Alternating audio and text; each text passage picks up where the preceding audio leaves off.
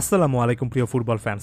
Football ফ্যাকের আজকের এই ভিডিওতে আমি Angel Di Maria to Inter মায়ামির সাম্প্রতিক যে রিউমারটা চলছে এবং সেটা নানা অ্যাঙ্গেল সম্পর্কে আলোচনা করতে চাই এবং এখানে Angel Di Maria to Inter মায়ামিতে আসার যে একটা সম্ভাবনা সেটা নিয়েও কিন্তু বিস্তারিত আলোচনা চলবে।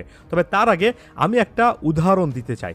যেমন গ্যাস্টন এদুল টিওয়াইসি স্পোর্টসের জনপ্রিয় এই আর্জেন্টাইন সাংবাদিক সাধারণত একেবারে অথেন্টিক বিশ্বাসযোগ্য নিউজ দিতে অনেক বেশি করে অভ্যস্ত এবং তাকে অনেকেই ফলো করেন আর্জেন্টাইন বিভিন্ন রকমের নিউজের জন্য।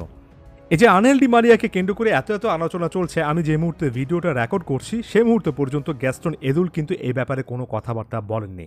তার মানে কি গ্যাস্টন এদুল এই ব্যাপারটা সম্পর্কে একেবারেই জানেন না? ডি মারিয়া যে ইন্টার মায়ামিতে আসার পথে আছেন কিংবা একটা চেষ্টা করবেন সে ব্যাপারে এদুল কি কোনো খোঁজখবর রাখেননি?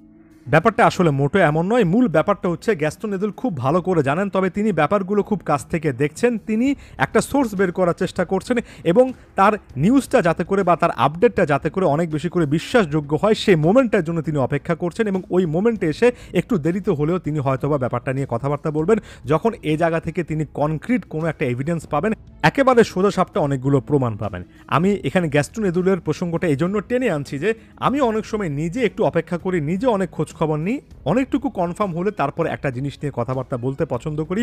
বারবার করে বলে আসি, কোনো একটা জিনিস আপনি একটু পরে জানুন, তবে সত্য জিনিসটা জানুন। হুট করে একেবারে তাড়াতাড়ি জানার জন্য অর্ধেক ইনফরমেশন জানার আসলে কোনো মানে হয় না। আনহেল ডি মারিয়াকে কেন্দ্র করে যে রিউমারের কথা বলা হচ্ছে সেটা কিন্তু অর্ধেক ইনফরমেশনকে অনেক বেশি টার্গেট করে বলা হচ্ছে। আমি ডিরেক্ট সোর্সটাতে চলে যাই।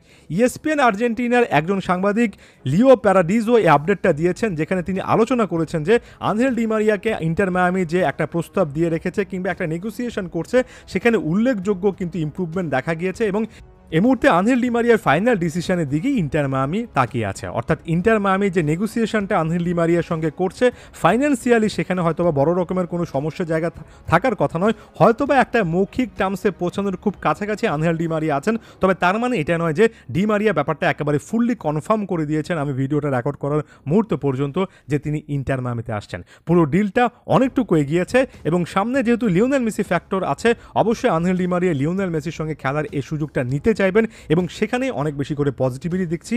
তবে আরও একবার বলছি, ডি মারিয়া এই মুহূর্ত পর্যন্ত ইন্টার মায়ামির সঙ্গে একেবারে চুক্তিটা একদম করে ফেলছেন, একদম ইন্টার মায়ামির প্লেয়ার হয়ে যাচ্ছেন, এমন টাইপের গ্রাউন্ড এখনও তৈরি হয়নি। এখন প্রশ্ন আসে, এই যে এই কথাগুলো বলা হচ্ছে যে ডি মারিয়ার দিকে তাকিয়ে আছে ইন্টার মায়ামি, তার মানেটা কি? তার একটা মানে তো বললাম যে ফাইন্যান্সিয়াল হয়তোবা অ্যাগ্রিমেন্টের খুব কাছাকাছি আছে ইন্টার মায়ামি এবং ডি মারিয়া। আরেকটা ব্যাপার হচ্ছে আনহেল ডি মারিয়াকে একটা বড় সিদ্ধান্ত নিতে হবে, সেটা হচ্ছে তিনি তার শৈশবের ক্লাব যেখান থেকে তিনি উঠে এসেছেন সেই রোজারিও সেন্ট্রালে যাবেন নাকি তিনি ইন্টার মায়ামিতে চলে আসবেন। এবং এ জায়গা থেকে দুটো ভিন্ন মত কিন্তু দেখা যাচ্ছে।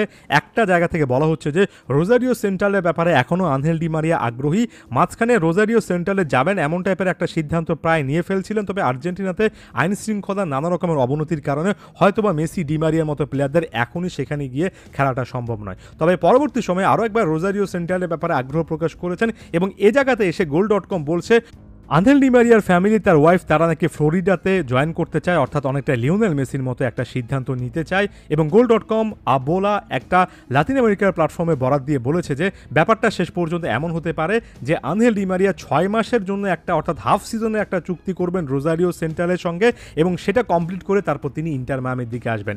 এবং সেটা যদি হয় তাহলে হয়তোবা আনহেল ডি মারিয়া সামনের জানুয়ারিতে ইন্টার মায়ামিতে জয়েন করতে পারেন। আর সেটা যদি না হয়, ডি মারিয়া যদি খুব দ্রুত একটা সিদ্ধান্ত নেন, তাহলে এই জুনে অর্থাৎ সামনের জুনে তার সামনে সুযোগ আছে ইন্টার মায়ামিতে জয়েন করার। এবং পুরো ব্যাপারটা আসলে নির্ভর করবে আনহেল ডি মারিয়া ফাইনাল কি ডিসিশনটা নেন।